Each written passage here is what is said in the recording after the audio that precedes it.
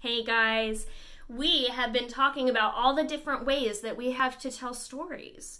So, a folk tale is a story that has been told for a long time. We're not maybe exactly sure who first wrote it, but we have people that retell the stories.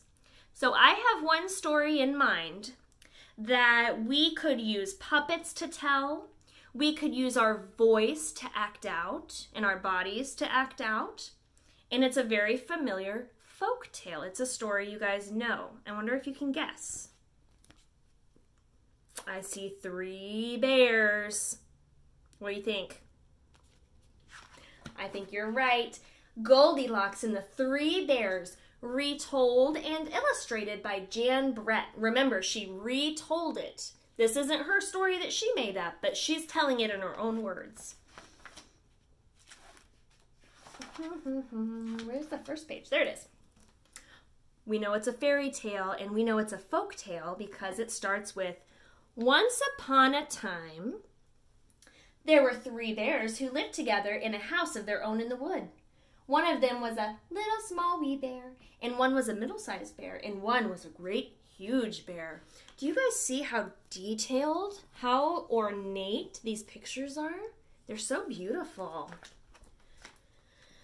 They each had a bowl for their porridge, a little bowl for the little small wee bear, a middle-sized bowl for the middle-sized bear, and a great huge bowl for the great huge bear. And they each had a chair to sit in. A little chair for the little small wee bear, a middle-sized chair for the middle-sized bear, and a great huge chair for the great huge bear. And they each had a bed to sleep in. A little bed for the little small wee bear, a middle-sized bed for the middle-sized bear, and a great huge bed for the great huge bear. One day, after they had made their porridge for breakfast and poured it into their porridge bowls, they walked out into the woods while their porridge was cooling. It looks like maybe he's pulling sunflower seeds. It looks like they're mushroom hunting. Do you guys see the mushrooms? I wonder if there are more else. And while they were walking, a little girl named Goldilocks came to the house. First she looked in the window, then she peeped in the keyhole, and seeing no one was at home, she lifted the hatch. That's not being very respectful of their privacy, is it? You should never enter someone's home without their permission. The door opened before her, and in she went. It looks really cozy in there, I must say. How pleased Goldilocks was when she saw the steaming porridge on the table. The sweet smell of porridge with roasted nuts, honey, and berries filled the room. Oh, that does sound lovely. It was so tempting that Goldilocks set about helping herself. First, she tasted the porridge of the great huge bear, but it was too hot. Then she tasted the porridge of the middle-sized bear, but it was too cold. And then she tried the porridge of the small little wee bear, and it was neither too hot nor too cold. It was just right. She liked it so much that she ate it all up. I bet Baby Bear was looking forward to that porridge. Then Goldilocks sat down in the chair of the great huge bear, but it was too hard for her. Then she sat down in the chair of the middle-sized bear, but it was too soft. And then she sat down in the chair of the little small wee bear, and this chair was neither too hard nor too soft, but just right. So Goldilocks seated herself in it, and there she sat until the bottom of the chair gave way, and down she came plump onto the floor. Oh, Baby Bear is going to be so upset to see that their chair got broken. Then Goldilocks went upstairs to the bedroom in which the 3 bears slept. First she lay down upon the bed of the great huge bear, but it was too high for her. Next she lay down on the bed of the middle-sized bear, but it was too low for her. Then she lay down upon the bed of the little small wee bear, and that was neither too high nor too low, but just right. So she covered herself up comfortably and fell fast asleep. It was by this time that the 3 bears thought their porridge would be cool enough to eat, so they returned home for breakfast. Now Goldilocks had left the spoon of the great huge bear standing in his porridge. Now what kind of voice do you think I'm going to put on for the great huge bear? Does the great huge bear sound like this?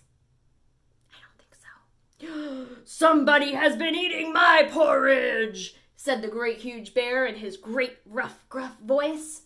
And when the middle-sized bear looked at hers, she saw the spoon was standing in it too. Usually we say the middle-sized bear is usually the mommy bear, right? So maybe mommy bear has a softer voice. Somebody has been eating my porridge, said the middle-sized bear. Then the little small wee bear looked at his bowl, and the spoon was in a porridge bowl, but the porridge was all gone. What's the baby bear gonna sound like?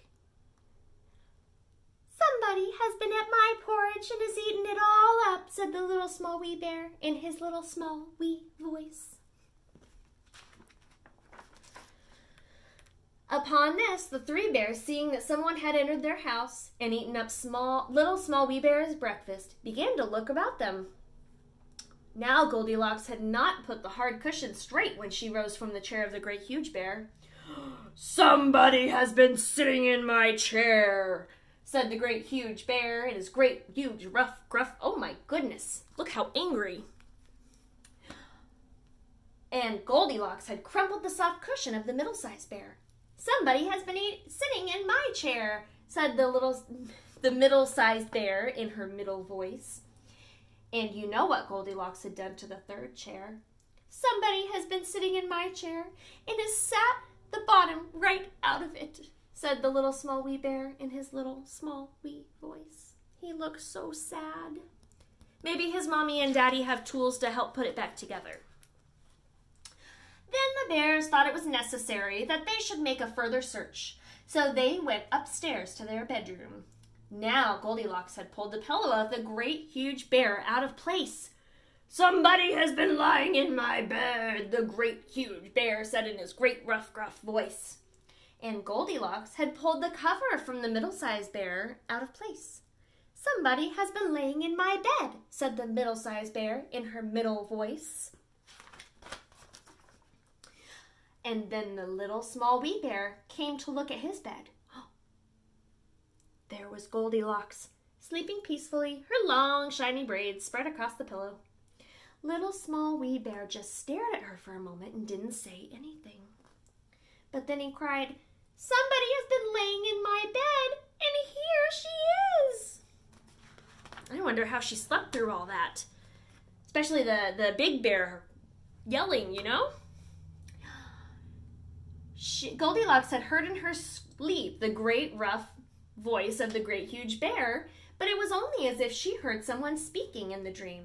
But when she heard the little small wee voice of the little small wee bear, it was so sharp and so shrill and so like her own that it woke her up.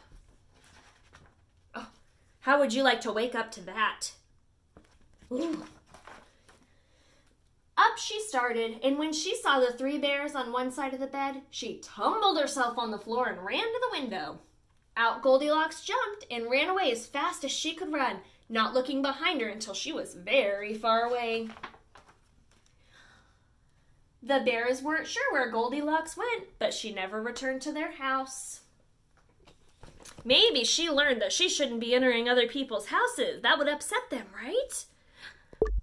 So, books are one of the main ways that we can tell stories, especially when I'm reading it out loud. We have the words, we have the illustrations to go by that help tell the story, we have my voice, and sometimes I even get a little wild and do gestures while I'm reading.